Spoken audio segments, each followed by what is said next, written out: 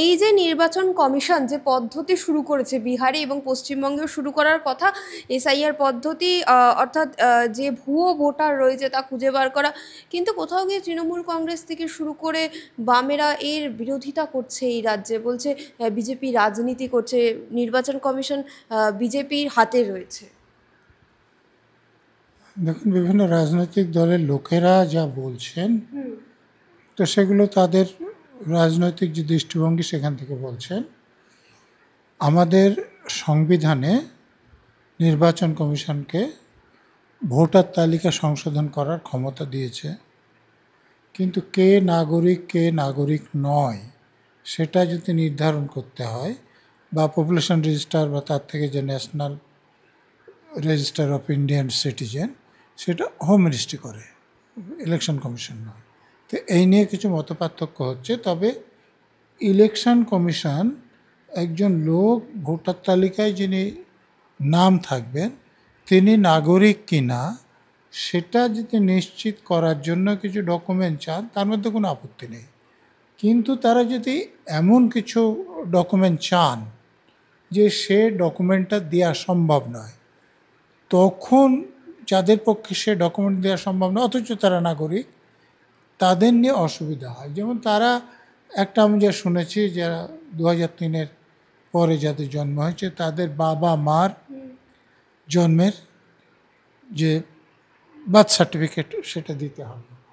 এখন আমাদের দেশে অনেকেরই জন্ম হাসপাতালে হয় না, বাড়িতে হয়।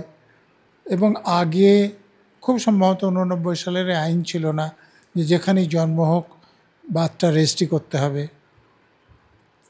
তো সেরকম ক্ষেত্রে যাদের বাড়িতে জন্ম হয়েছে, বার্থ রেজিস্টার হয়নি, তাদের বাবা মার সার্টিফিকেট দেওয়া তো সম্ভব নয়। তার পরিবর্তে যেগুলো নেওয়া হয়, যে সে যদি স্কুলে কোনো পড়ে থাকে, যে স্কুলের যদি সার্টিফিকেট থাকে সেইটা গ্রহণ করা হয়।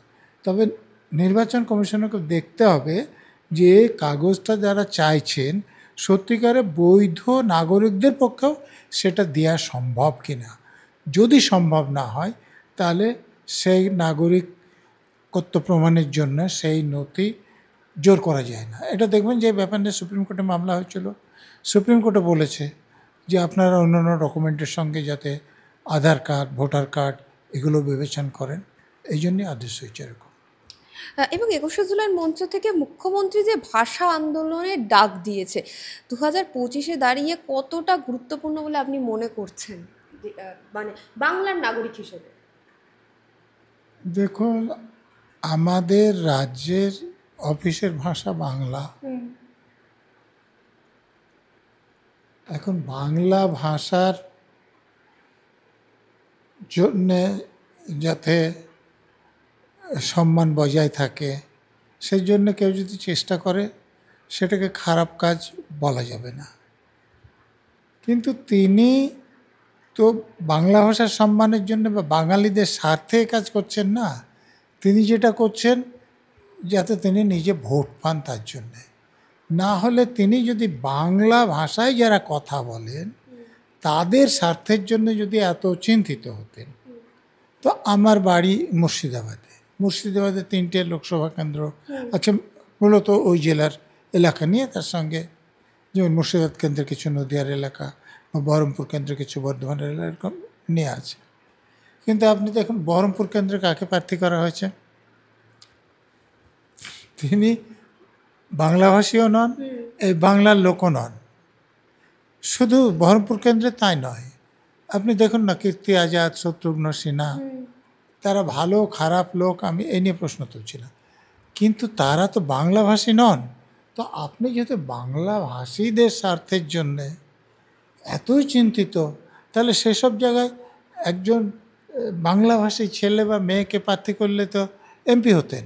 তা আপনি শুধু বাংলাভাষী নয়, অন্য রাজ্য থেকে যে গুজরাট রাজ্যের এবং সেখানকার লোকদের আপনি দুর্নাম না করে একটা দিন কাটান না, সেই গুজরাট থেকে নিয়ে এসে লোককে এখানে প্রার্থী করছেন, আর আপনি বাংলা ভাষীদের জন্যে এত গলা ফাটাচ্ছেন। দেখুন, আমি যখন সিনিয়র মোস্ট এডিজি ছিলাম, এডিজি থেকে ডিজি হওয়ার কথা, আমাকে যাতে আমি যাতে ডিজি, আমি বাঙালি এখানকার, আমি যাতে ডিজি না হয় সেই জন্য আমার বইয়ের লেখা জাল করে, সুপ্রিম কোর্টের রায় জাল করে, প্রসিডিং করে তিনি আমাকে ডিজি প্রমোশন যাতে না পাই সেটা চেষ্টা করেছেন, আমি যাতে পেনশনটা না পাই তার জন্য চেষ্টা করেছেন। তো উনার বাংলা প্রীতিটাকে ভোট আসলে মনে পড়ে, তখন মনে থাকে না।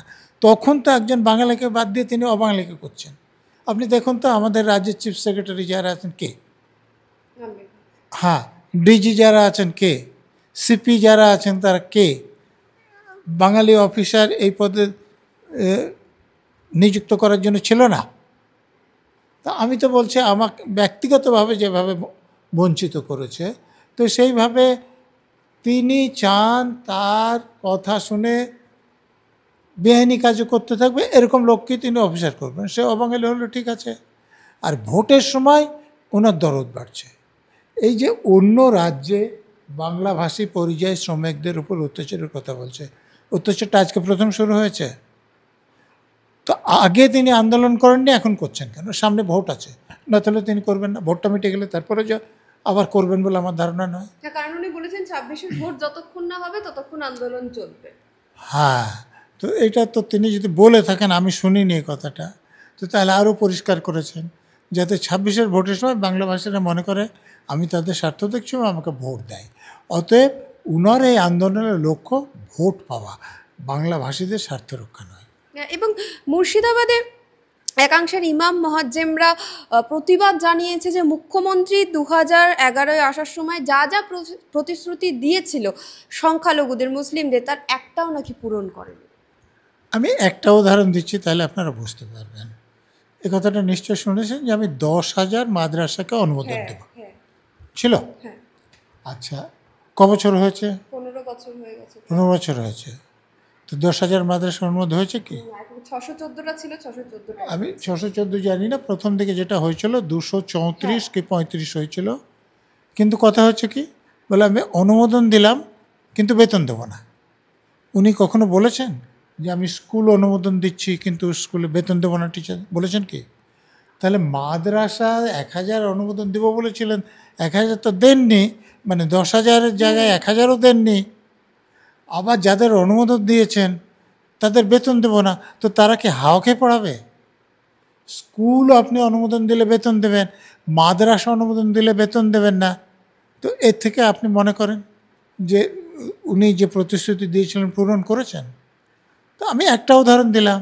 তো ইমাম মুয়াজ্জিনরা আরও ভালোভাবে বলতে পারবেন। মুখ্যমন্ত্রী মুসলমানদের সঙ্গে ভাঁওতাবাজি করছেন, শুধু মুসলমানদের কথা বলে মুসলমানদের কোনো ভালো পদে বসাচ্ছেন না। মুসলমান ছেলেমেয়েরা যাতে ভালোভাবে লেখাপড়ে তার জন্য ভালো স্কুল কলেজ মুসলমানরা যে এলাকায় থাকে সেখানে করছেন না। মুসলমানদের শুধুমাত্র মারামারি করে ক্রিমিনাল করছেন। এই যে ভাঙড়েও যিনি খুন হলেন মুসলমান, তৃণমূল যারা খুন করলেন তৃণমূল এবং মুসলমান। তাহলে যে লোকগুলো আসামি হলো তাদের তাদের ছেলেমেয়েরা সরকারি চাকরি পাবে? জেলে যাবে। এই দেখুন মুর্শিদাবাদে এই যে উনি প্ররোচনা দিয়ে পুলিশকে নিষ্ক্রিয় করে রেখে দাঙ্গা করালেন। দাঙ্গায় যারা অ্যারেস্ট হয়েছে 300-350 লোক, মুসলমানের বাইরে কজন আছে? তো এই যে লোকগুলো গ্রেপ্তার হলেন এরা সরকারি চাকরি পাবে? তিনি মুসলমানদের শুধু ওই লেঠেল করছেন, ক্রিমিনাল করছেন, মুসলমানদের কোনো উপকার তিনি করছেন না। মুসলমানদের সাবধান হওয়া উচিত তার ব্যাপারে।